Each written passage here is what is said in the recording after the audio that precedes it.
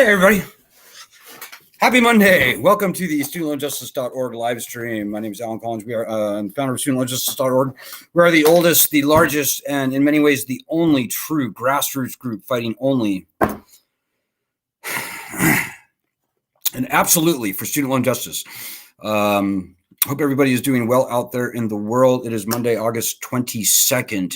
I'm going to jump right into it, guys. I'm going to try and keep it very short. If you're new to the group, welcome. If you have any questions or comments, and I can see them on Facebook or on Twitter, throw them out. I'm very happy to respond to them. Got quite a bit to cover here. The song I just tried to play, Waiting by Foreigner, Waiting. The reason I included that today was because we are waiting for Joe Biden to do whatever it is that he and the Democrats are going to do on student loans. And who knows what that is? You know, a month ago, I was 97% or so sure that Biden would certainly be extending the repayment pause. And quite frankly, I was expecting him to roll out whatever they have planned in terms of loan cancellation by now.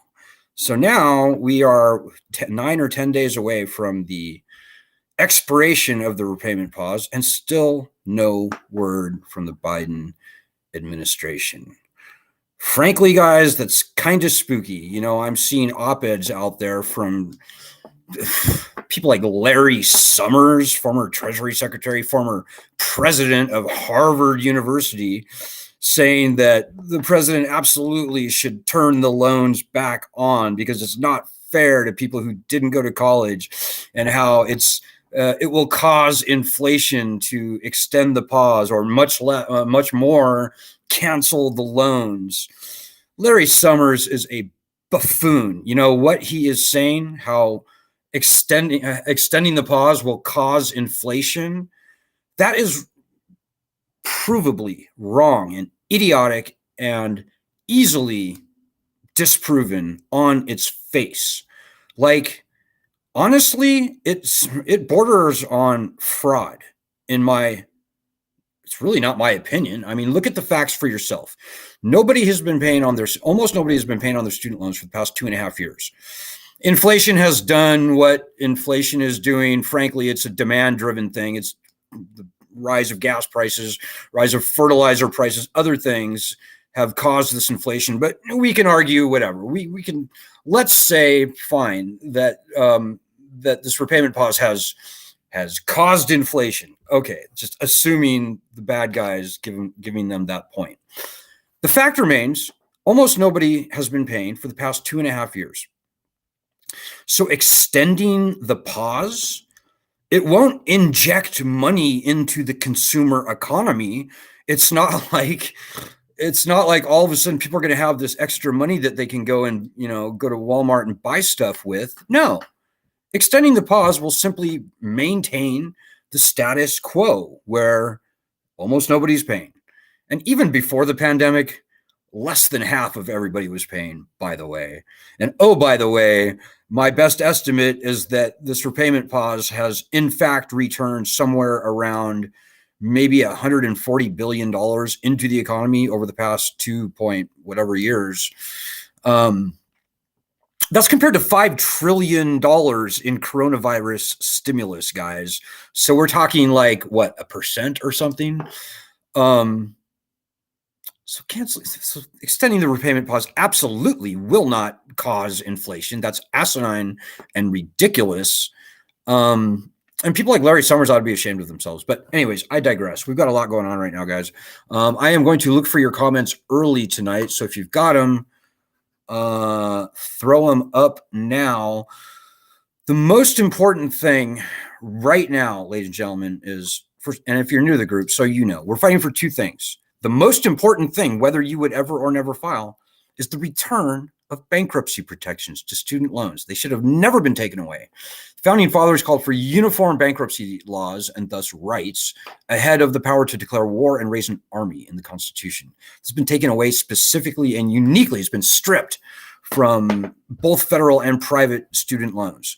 We've got a great bill, S-2598, that maybe I'll talk about at some point tonight, maybe not. And that's critically important, probably the most important thing. But right now, guys, the White House, so the Secretary of Education, the executive branch, I should say, Secretary of Education, the Undersecretary of Education, and the Chief Operating Officer of the Federal Student Aid Program, Richard Cordray, all those three guys have committed to stopping the practice of opposing student loan borrowers in bankruptcy court. All of them have been on the record saying they are going to do that. And right now, I have it on very good word that people at the Justice Department, these, I think they're like assistant U.S. attorneys at the Justice Department, are apparently holding that up. They're dragging their feet. They're throwing a wrench in those works.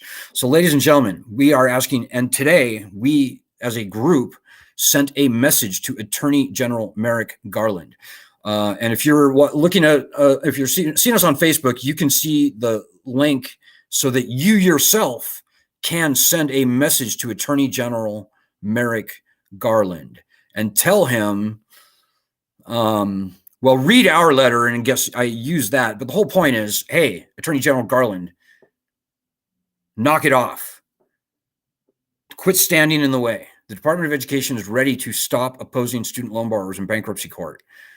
Don't screw that up, which it appears they're trying to do right now. This is a very important, guys.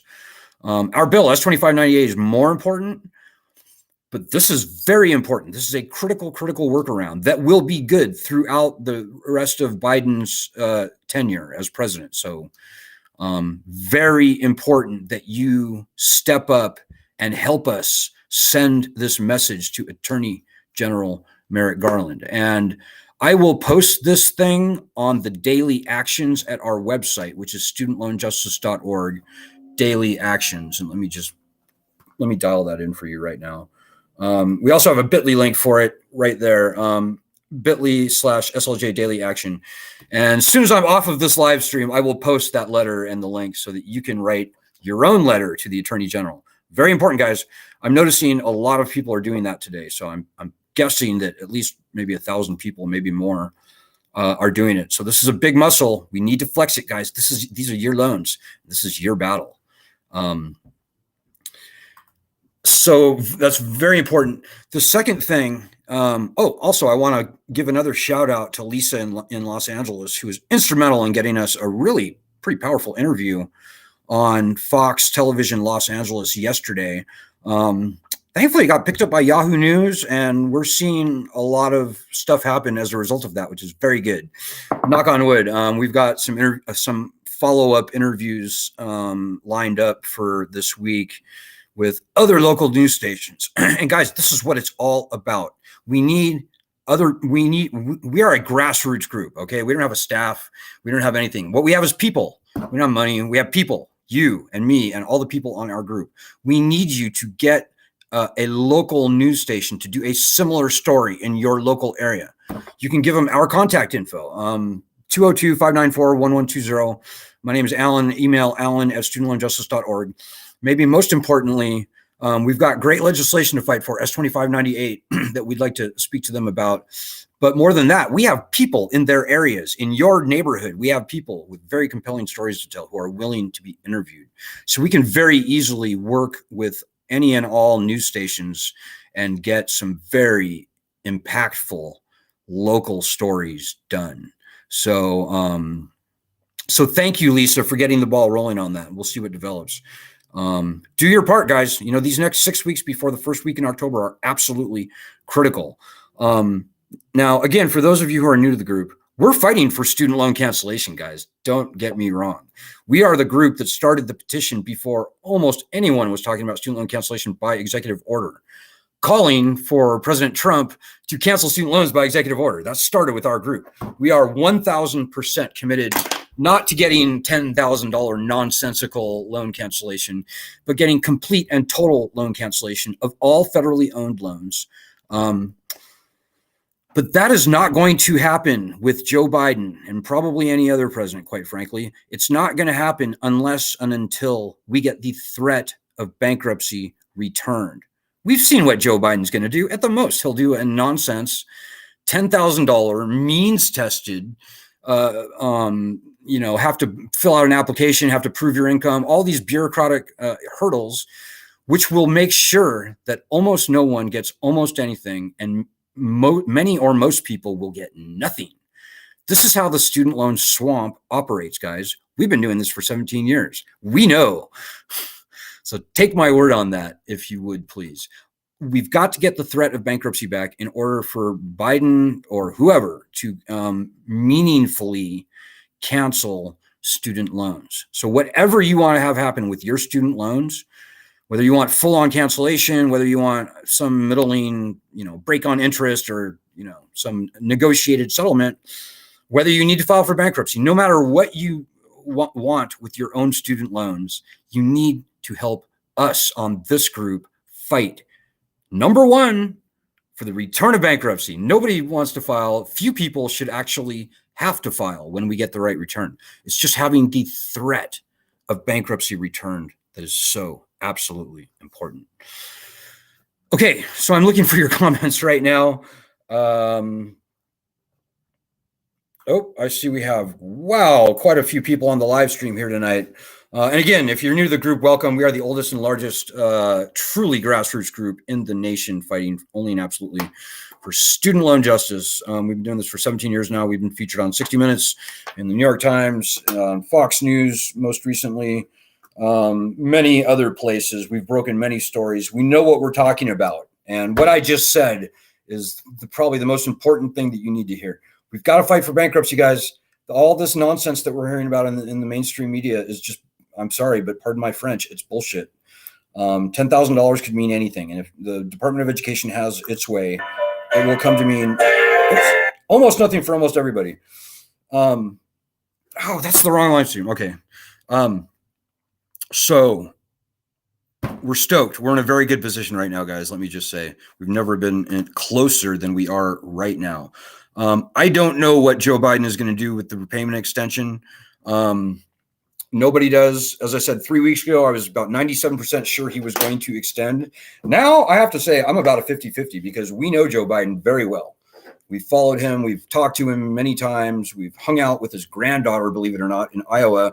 I know Joe Biden, and I know that Joe Biden does not want to extend this repayment pause. He is joined at the hip with the student loan swamp. And so, yeah, guys. Okay, this time I'm looking again for the live stream. Sometimes I can't always see the comments, but we'll see what's going on here. Okay, there it is. We have quite a few comments here. We'll see what's going on. Okay, there it is.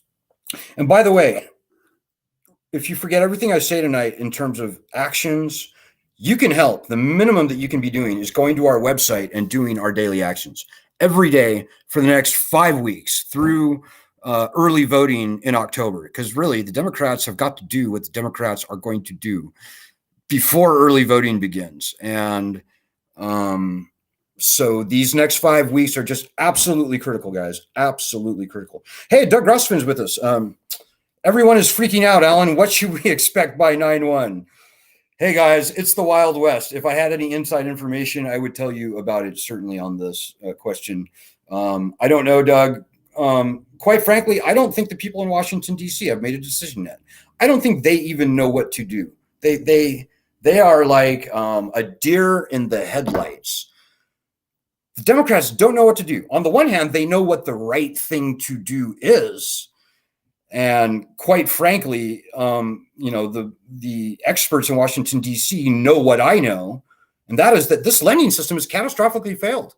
And the best thing for all involved is to cancel the loans, suspend the lending program, meaning no more loans going forward, fund the colleges directly, maybe at a reduced rate for a year, and use that year to recreate higher education funding in this country. That's and by the way, return bankruptcy rights to all student loans, including those, and there are quite a few, that cannot be canceled administratively. That's the right thing to do. And everybody in Washington, D.C. knows it. but that's the right thing to do. And so who knows? If I'd still say, if you went to Vegas and looked at the odds on the charts, the odds would still be 90% that they will extend the repayment pause. It would be political suicide for the Democrats to force everyone to start coughing money up in this high inflation economy when they haven't been paying in 2.5 years. And quite frankly, I think the economy is way worse now than it was before the pandemic. I think a lot of people fell out of the job market. And look, guys, here's a very important truth. Before the pandemic, most people were not paying on their loans. Like nearly 60%. That's nearly 2/3 of everyone was not paying on their loans. So the people in Washington, D.C. know this. They're not stupid. They know this lending system is a catastrophic failure. But this is where we come in, guys. This stuff absolutely does not happen in a vacuum. And again, if you're new to the group, believe it or not, we would not have a bankruptcy bill to fight for, but for this group, S2598. We would not be talking about the Department of Education stopping the practice of opposing student loan borrowers in bankruptcy court, but for this group. I kid you not. I think I can prove that, actually. I have emails to prove that. We would not be talking about student loan cancellation by executive order, but for this group and the petition we started in March 2020, before anybody was talking about it. It wasn't until 6 months after we started that petition that Elizabeth Warren and Chuck Schumer embraced the concept. And we're glad they did. Kudos to them. We are very not glad with how Elizabeth Warren and Chuck Schumer dumbed the concept down, politicized it, and quite frankly, wrecked it. They put this up to $50,000 cap on it. And it's disgusting what they did. And so, we're a nonpartisan group. Whatever your political stripes are, you are very, very, very welcome in this group. We pretty much hate both parties at this point for different reasons, but the point remains. Both parties have colluded to shove this problem down into the partisan cracks over years and decades. And we don't have to put up with this nonsense, ladies and gentlemen. If you forget everything I say tonight, remember that. The Founding Fathers are on our side. Don't ever forget that. Hey, Christina Winton says, very concerned they will do the unthinkable and turn those highly predatory loans on. Many of our loans getting transferred to new lenders, principal, interest have been combined to create higher balances. Payment histories were lost. Fresh start for defaulted loans is just a way of extending the financial and emotional distress to the borrowers. You're exactly right, Christina. I'm not going to repeat everything that you said, but the lending system is falling apart, guys. We're in the Wild West, and everything that we've seen so far is nonsense. This taking loans out of default, that's nonsense. It's a trick. Foisting a fake up to 10,000 loan cancellation gimmick upon us in the continued absence of bankruptcy protections is a trick. It's frankly probably the worst case scenario for us. The only good thing I can say about extending the pause or not is we will know by September 1st. Frankly, I would hope that we'd know by like tomorrow or Wednesday, but we'll see. We shall see. Joe Biden, if anybody was going to turn the loans on, it would be Joe Biden, put it that way. Ann Cooper said, they said before payments would be resumed that they would give plenty of notice. Yes, Doug, you're right. The Garland thing has gone out and we are responding. I'm seeing a lot of people write their own messages to Attorney General Merrick Garland today, and that's fantastic. We need more of that. So many people on our group, they think that they think this is like entertainment or something. They think they can watch and wait and worry, and that somebody like Doug or Leslie or Ann or somebody else will, or Christina, will pull their weight for them. That does not happen. That's never happened. These are your loans. This is your problem. And quite frankly, we are the only group in the country who is fighting on a path that will actually lead to student loan cancellation by way of bankruptcy. All the cancellation stuff we're seeing is bullshit, guys. It's bullshit. The bad guys would love to do a fake trick loan cancellation that comes to almost nothing for almost everybody, keep bankruptcy gone, and then keep this lending scam going down the road another couple of years. That's what they want. We can't give them the pleasure, guys.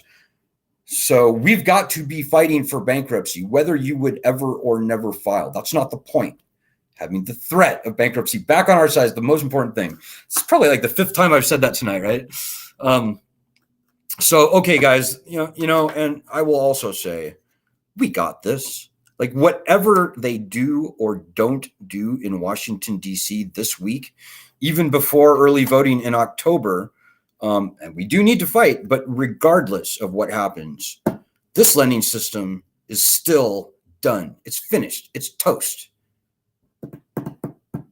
Most people weren't paying before the pandemic. Almost nobody is paying right now. And whenever they try and turn this lending scam back on, very few people will pay. I would say probably 15 or 20% will pay. Maybe less, maybe far less, because student loans are becoming essentially a national joke. Now, again, if you're new to the group, don't get too distressed about that. I know that sounds like a huge dramatic thing to say, but lending systems fail from time to time. This lending scam, quite frankly, I would say was going over the cliff like 5, if not 7 years ago. And it's like way beyond failed at this point, but it's not our fault. Number one, it's a scam, and scams should not be allowed to perpetuate. So it's a very good thing that this lending system has failed. But lending systems fail. Look at subprime home mortgages. Student loans are way more failed than that. Look at the S&L scandal, where 30 or 40% of all savings and loans in this country were shut down. They were closed. They were repossessed by the federal government. Look at all of Europe in World War II, where not only were lending systems failing, but entire nations, monetary systems, et cetera, were failing. So in the grand scheme of things, and we can go back to ancient Greece. I mean, really, guys, this kind of thing happens. The numbers sound big, 1.6 trillion, but it's not that big. That number is a massively inflated amount.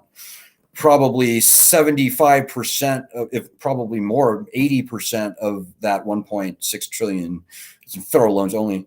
It's nonsense. It's fiat. It's interest, penalties, fees. It's nonsense added on to nonsense. And remember, guys, in 1965, President LBJ, when they rolled out this lending system, Higher Education Act, LBJ declared that the loans would be free of interest. He said that. He said the loans will be free of interest. So think about that, ladies and gentlemen, how far we have fallen. The founding fathers are on our side. Heck, I think the Congress of 1965 is definitely on our side. Heck, I would say probably even retired lawmakers that were around in the 80s and 90s, they're probably mostly on our side. They had no idea what they were creating. This monstrous, nationally threatening lending beast, which is truly wrecking the lives of 85% of the people with the loans. There's nothing to compare that to, guys. So don't trip. We got this. Maybe the last thing I will say tonight, and I'm sorry if I wasn't able to get to everybody's comments. Hey, Terry Ann's with us tonight. The last thing I will say, guys, is what I said at the very beginning.